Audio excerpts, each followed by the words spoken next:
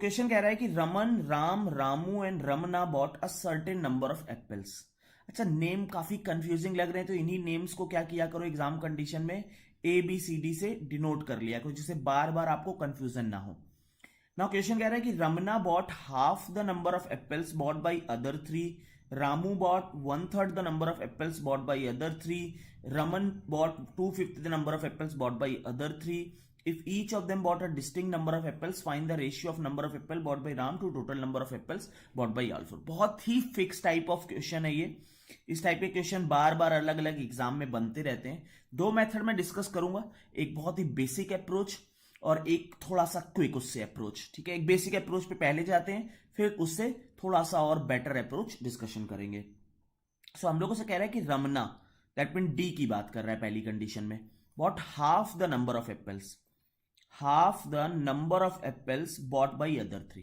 तो क्या करो कि क्योंकि डी को टोटल के रिस्पेक्ट में अगर हम लोग रिप्रेजेंट कर लें, क्या हम लोगों ने किया कि हम लोगों ने दोनों एंड पे डी बाई टू ऐड कर दें। एलएचएस और आरएचएस में अगर डी बाई टू ऐड कर दें तो that will be a plus B plus C plus d by two हो जाएगा। That means it will be three d by two is equal to a plus B plus C plus d by two. This will get cancel out. तो d जो आ गया total by three के equal आ गया। अगर a plus B plus c d plus d को total कहें तो d is equal to total by three आ गया। इसी तरह से बाकियों के रिस्पेक्ट में निकालेंगे। रामू, रामू मतलब c इज इक्वल टू जो दिया है that is one third of a plus B plus d का वन थर्ड दिया हुआ है। तो हम लोग यहां पे c plus c by three add कर दें तो that will be a plus B plus C plus d by three हो जाएगा। तो 4c by three is equal to T by three हो गया। This will get cancel out. तो c कितना आ गया, that will be T by four आ गया। ये c की वैल्यू आ गई। इसी तरह से रमन की बात करें, रमन जो है टू फिफ्थ, रमन, रमन मतलब क्या है, रमन हम लोगों ने किसको लिया है, a को लिया है। तो a is equal to two fifth of b plus C plus D आ जाएगा। तो अब a में two fifth of a add कर दें तो that is two fifth of a plus B plus C plus D change हो जाएगा। तो that will be seven A by five is equal to two T by five. This will get cancel out. तो a आ गया, two T by seven आ गया। अब मेरे पास a आ गया है, मेरे पास c आ गया है, मेरे पास d आ गया है। तो बेसिकली जो b होगा वो टोटल में से a plus C plus D अगर माइनस कर देंगे that will be value of b मतलब राम के पास जितने हैं। So that will be t minus a की वैल्यू है two T by seven basically, that is to T by seven plus c की वैल्यू है t by four and d की वैल्यू है t by three. So t minus एल्शियम चला जाएगा 84, तो 24t plus 21t plus 28t। So that will be t minus, तीनों को अगर ऐड करें that will B 73t divided by 84। So 11t by 84। तो b के पास कितना आ गया, 11t बाई 84 आ गया। अब मुझे रेशियो किसका निकालना है, find the ratio of number of apples bought by Ram to the total number of apples. Ram के पास कितने हैं, b बाई टी की वैल्यू कितनी आ गई, दैट विल बी 11:84। ये एक मेरा बेसिक मेथड था जिससे हम लोग सॉल्व कर सकते हैं इस तरह के क्वेश्चंस को हर बार। दूसरा मेथड भी हर जगह पे एप्लीकेबल होगा, वो भी देखते हैं क्या मेथड है। मेथड टू देखो, अगर हम लोग बात करें कि हम लोगों को नेमिंग इनकी कर दी ए बी सी डी, हमें गिवन है पहली condition Ramana bought half the number of apples bought by other three. Ramana की बात करें तो d is equal to a plus B plus c by two given है मुझे। तो हम लोग क्या करें कि अगर लेट करो कि a प्लस बी प्लस सी को मैं अगर टू कहूं तो d कितना हो जाएगा, वन हो जाएगा। That means in that case a plus B plus C plus d कितना हो जाएगा, दैट विल बी थ्री हो जाएगा। मतलब टोटल की वैल्यू कितनी हो जाएगी, थ्री हो जाएगी। That means d is to T का जो रेशियो आ जाएगा that will be one is to three, है ना। जैसे अगर d की वैल्यू a plus B plus C की वैल्यू फोर रखते तो d की वैल्यू टू आ जाती, तब सिक्स आ जाता, तब भी रेशियो कितना रहता डी इज टू टी का, that will be one is to three. In the same way अगर हम लोग बात कर रहे हैं रामू बॉट, रामू मतलब c is equal to a plus B plus d divided by three. इसका मतलब ये है कि अगर a plus B plus d की वैल्यू 3 के इक्वल हुई तो c की वैल्यू कितने के इक्वल हुई, that will be equal to 1। That means जो टोटल आ गया वो 4 आ गया। That means c is to T का रेशियो जो हो गया that will be 1:4, c is to T का रेशियो।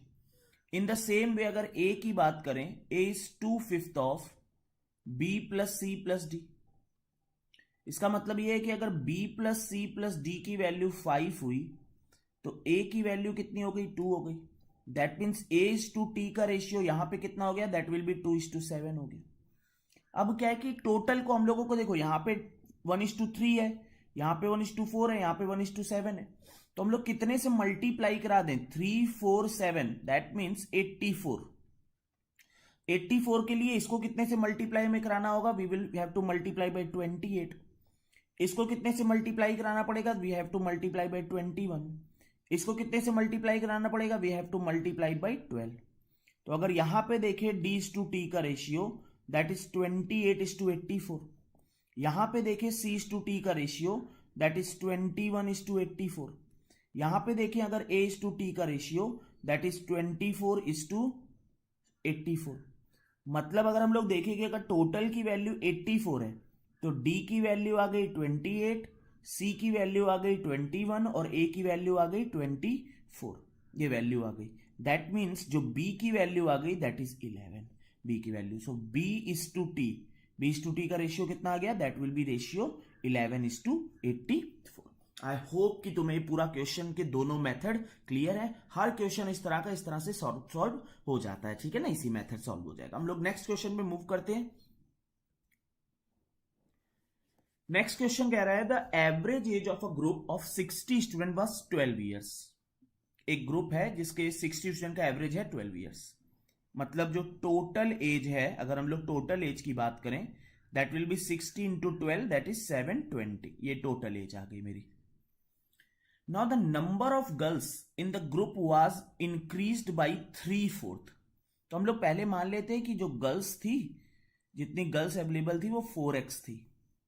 अब न्यू गर्ल्स कितनी हो गई है, दैट विल बी 7x। क्योंकि गर्ल्स को कितने से इंक्रीज कर दिया है, 3/4 से इंक्रीज किया है। तो हम लोग कुछ ऐसी वैल्यू माने जिससे कि फ्रैक्शन में हमें ना डील करना पड़े। तो गर्ल्स की हम लोगों ने मान ली वैल्यू 4x थी, तो न्यू कितना हो गई, 3x से इंक्रीज हुआ तो 7x हो गई। Number of boys was decrease by half. Boys let करो, बॉयज पहले 2y थे, अब कितने बॉय रह गए, y हो गए boy. And it was found that the total number of student group did not change. That means पहले जो गर्ल्स और बॉय थे और जो अब गर्ल्स प्लस बॉय है that is same. That means 4x plus 2y जो है that is 7x plus y के है। तो y की जो वैल्यू आ गई वो 3x के इक्वल आ गई, y की वैल्यू, ठीक है। दैट मीन्स पहले गर्ल्स कितनी थी, 4x थी, और बॉयज पहले कितने होते थे, 6x होते थे। फिर अब गर्ल्स कितनी है, 7x है, और बॉयज कितने हैं, 3x है।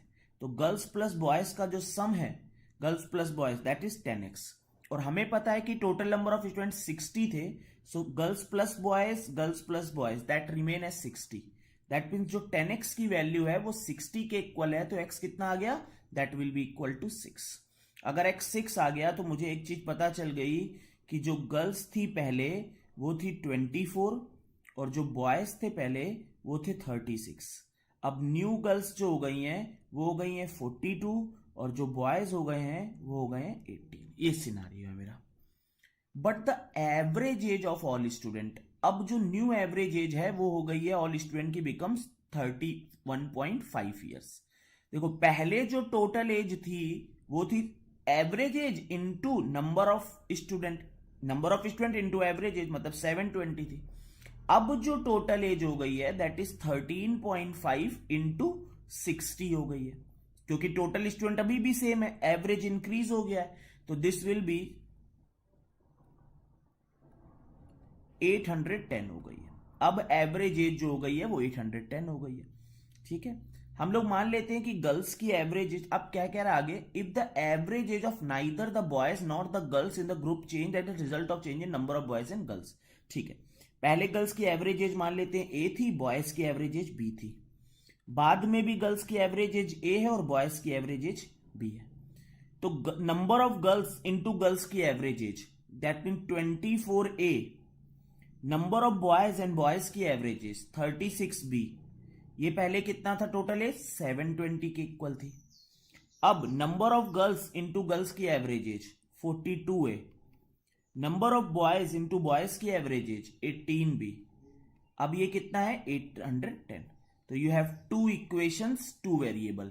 हमें निकालना क्या है, what is the average age of the boys. हमें बी की वैल्यू यहां पे फाइंड करनी है। तो इजीली फाइंड कर सकते हो बी की वैल्यू के लिए, कुछ ऐसा है नहीं, है ना। यहाँ इस इक्वेशन को 2 से मल्टीप्लाई करा लो, you will be able to find that. तुम्हें समझ आ जाएगा कि कौन सी वैल्यू है, ठीक है ना। ए और बी दोनों निकाल सकते हो। आई होप कि ये भी क्वेश्चन क्लियर होगा। कुछ था नहीं, जस्ट तुम्हें हर एक पॉइंट पर इक्वेट करते चले जाना है। तुम्हें एक्स की वैल्यू 6 तक निकालनी थी, इक्वेट करते। This is really important question for your CAT scenario, है ना। कि टोटल एज पे कंसंट्रेट हम लोग करते हैं, एवरेज पे। एवरेज का कोई भी क्वेश्चन हो वहां पे टोटल एज पे कंसंट्रेट किया जाता है कि total age is equal to 720, ठीक है ना। नंबर ऑफ गर्ल्स, पहले हम लोगों ने ये की पॉइंट था कि तुम्हें फ्रैक्शन में ना डील करना पड़े। नंबर ऑफ गर्ल्स 4x थी और बॉयज हमने मान लिए 2y थे। गर्ल्स कितनी इंक्रीज हो गई, 3-4 से। बॉयज कितने से डिक्रीज हो गए, यहां से। तो अब मुझे पता चल गया कि गर्ल्स 4x थी, बॉयज 6x थे। गर्ल्स 7x थी, बॉयज 3x थे। और टोटल सम कितना था इनका, दैट वाज 60 स्टूडेंट्स। तो 4x प्लस 6 है 60, तो x की वैल्यू 6 आ गई। नाउ आई होप कि ये भी तुम्हें क्लियर होगा। पहला और दूसरा दोनों इंपॉर्टेंट क्वेश्चन है फॉर कैट, ठीक है। अगर सेशन पसंद आया हो तो एक लाइक जरूर कर देना। फिर मिलेंगे किसी अच्छे कॉन्सेप्ट के साथ और किसी अच्छे वीडियो के साथ। Thanks and happy learning.